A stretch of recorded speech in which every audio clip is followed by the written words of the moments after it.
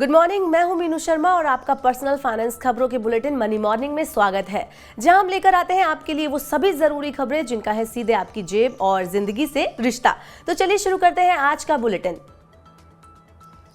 भारत को और अधिक बीमा कंपनियों और बीमा उत्पादों की है जरूरत। IRDA ने 2047 तक सबका बीमा करने के लिए कही है बात। अभी भी बीमा बाजार में है तेज वृद्धि के लिए बहुत गुंजाइश। अमीर और गरीब दोनों की बीमा जरूरतों को पूरा करने वाले अनूठे उत्पादों की है जरूरत।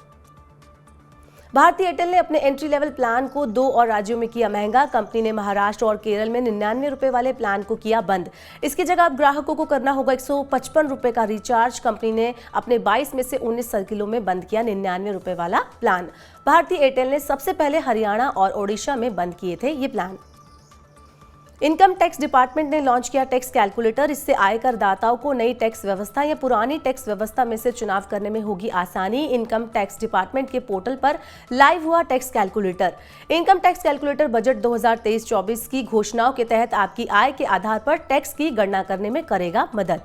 भारत के UPI और सिंगापुर के पे नाउ के बीच हुआ गठजोड़। अब दोनों देशों के नागरिक आसानी से कर सकेंगे फंड ट्रांसफर। PM मोदी ने इन दोनों देशों के लिए बताया इसे मील का पत्थर। इस गठजोड़ के साथ क्रॉस बॉर्डर फिनटेक कनेक्टिविटी की हुई शुरुआत। सिंगापुर और भारत के लोग अपने मोबाइल फोन से एक दूसरे देश में कर सकेंगे पैसे ट्रांसफर। अवीवा लाइफ इंश्योरेंस ने लॉन्च किया guaranteed income plan. Aviva signature non linked non participating saving life insurance plan करेगा लॉन्ग टर्म वेल्थ क्रिएट करने में मदद। ये प्लान टैक्स बचाने में भी करेगा मदद। ये प्लान कुल चुकाए गए प्रीमियम पर 3 गुना तक गारंटीड रिटर्न की कर रहा है पेशकश। अपनी वित्तीय जरूरतों के अनुसार ग्राहक चुन सकेंगे विकल्प।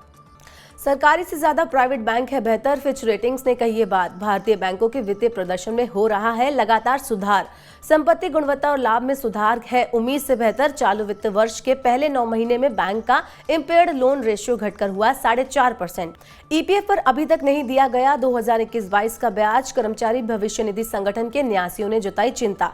साल 2021-22 के लिए 8.1% ब्याज को दी गई है मंजूरी। सॉफ्टवेयर अपग्रेड होने के चलते हो रही है ब्याज भुगतान में देरी।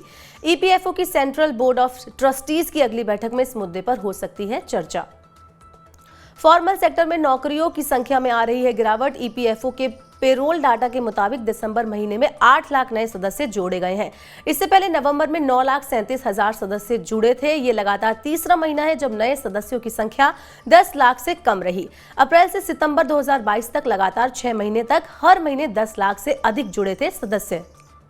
तीसरी तिमाही में भारतीय अर्थव्यवस्था बढ़ेगी 5% की दर से। चालू वित्त वर्ष की दूसरी तिमाही की वृद्धि दर 6.3% से है बहुत कम। इकरा रेटिंग्स ने जताया ये अनुमान। सेवा क्षेत्र में लगातार सुधार से मिल सकता है सहारा। 28 फरवरी को सरकार जारी करेगी तीसरी तिमाही के लिए आंकड़े। गेहूं और आटे के दाम नीचे लाने के लिए सरकार ने की एक और बड़ी घोषणा। खुले बाजार में बेचा जाएगा 20 लाख टन अतिरिक्त गेहूं। 25 जनवरी को सरकार ने की थी 30 लाख टन गेहूं खुले बाजार में बेचने की घोषणा। FCI ई नीलामी के जरिए आटा मिलों और थोक खरीदारों को बेचेगी गेहूं। उपभोक्ताओं के लिए गेहूं और गेहूं से बने आटे की कीमत होगी और ज्यादा कम। घरेलू हवाई यात्रियों की संख्या जनवरी में 2 गुना बढ़कर हुई 1.25 करोड़। पिछले साल जनवरी में घरेलू उड़ानों के यात्रियों की संख्या थी 64 लाख। जनवरी में इंडिगो की बाजार हिस्सेदारी घटकर हुई 54.6%। लगातार 5वें महीने घटी इंडिगो की बाजार हिस्सेदारी। जनवरी में दिसंबर की तुलना में मिली ज्यादा शिकायतें। अगले साल भी ऊंचे बने रहेंगे अनाज के दाम। क्रेडिट रेटिंग एजेंसी क्रिसिल के मुताबिक जलवायु परिवर्तन की अनिश्चितता, मजबूत वैश्विक और घरेलू मांग के कारण उच्च स्तर पर बनी रहेगी अनाज की कीमतें। मॉनसून रहा सामान्य तो धान, मक्का और बाजरा जैसी खरीफ फसलों का बढ़ सकता है उत्पादन। अदानी समूह की कंपनी अदानी पोर्ट्स ने निवेशकों का भरोसा लौटाने के लिए चुकाया 1500 करोड़ रुपए का कर्ज। कंपनी ने किया और कर्ज चुकाने का वादा। अदानी समूह कर्ज चुकाकर निवेशकों और कर्जदाताओं का विश्वास जीतने की कर रहा है कोशिश। मार्च में भी कंपनी भुगतान योजना के तहत चुकाएगी 1000 करोड़ रुपए का कर्ज।